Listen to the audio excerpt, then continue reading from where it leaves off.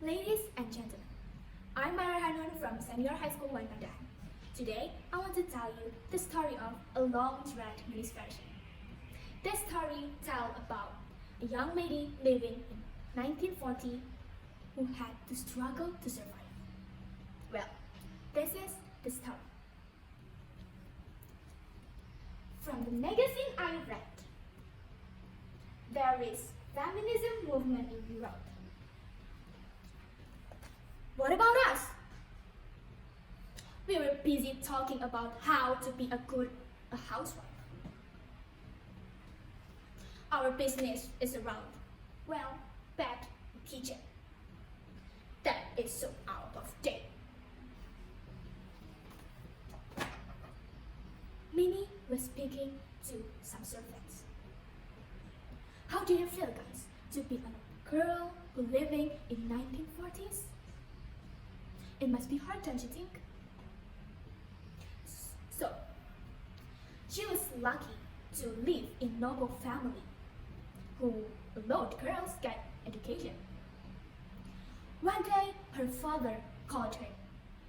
There was a small party in Semarang to celebrate the coronation of Rayhanun. He wanted Minnie and her sisters join the party. Minnie was so excited. She felt that her father lost his strict seclusion. Minnie and her sisters prepared for the party. They dressed well and went to the party. As she entered the hall, everyone looked at them. They were the only female indigenous guests in the party. The Dutch people who talked with them were amazed by their intelligence, pride, and manner. Meanwhile, there were some locals who disagreed with their existence in public places. They protested Minnie's father's liberalism. Japanese women should be more obedient, respectful, and polite.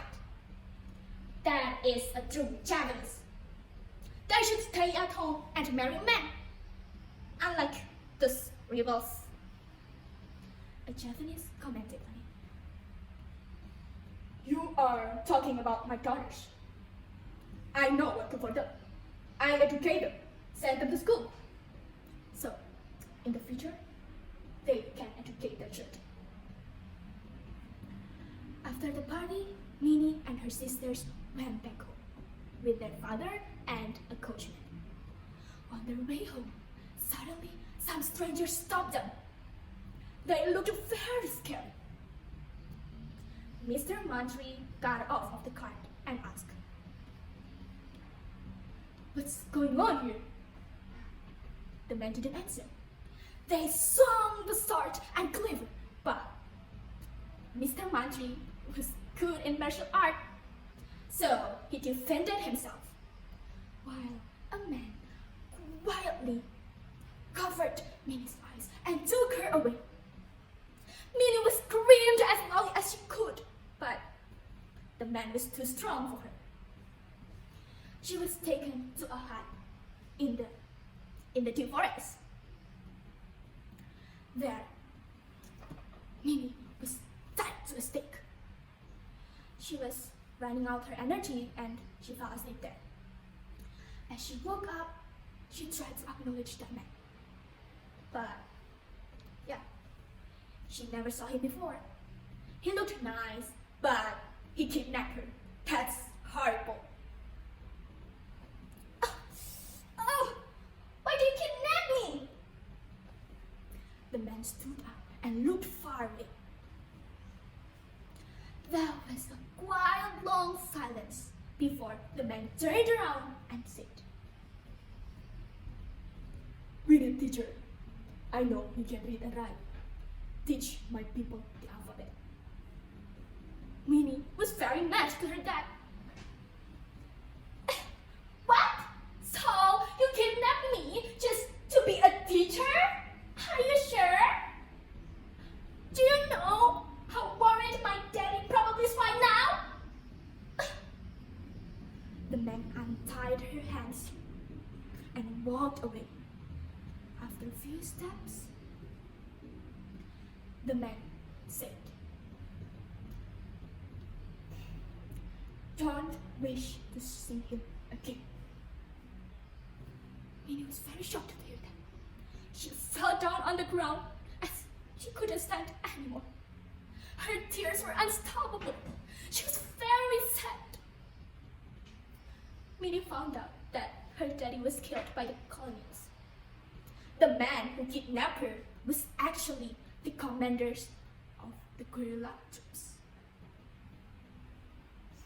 Several years after the incident, Minnie returned home. Her sisters died due to cholera. She felt so lonely, so she decided to go to Pandaan and study medicine. She graduated in 1956 and got married with the commanders, my grandpa. She and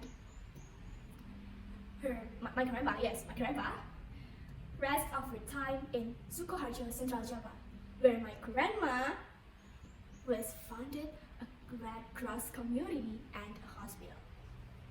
It's always fun, guys, to hear her story, and I learned that she reached serenity by keeping herself busy and not procrastinating.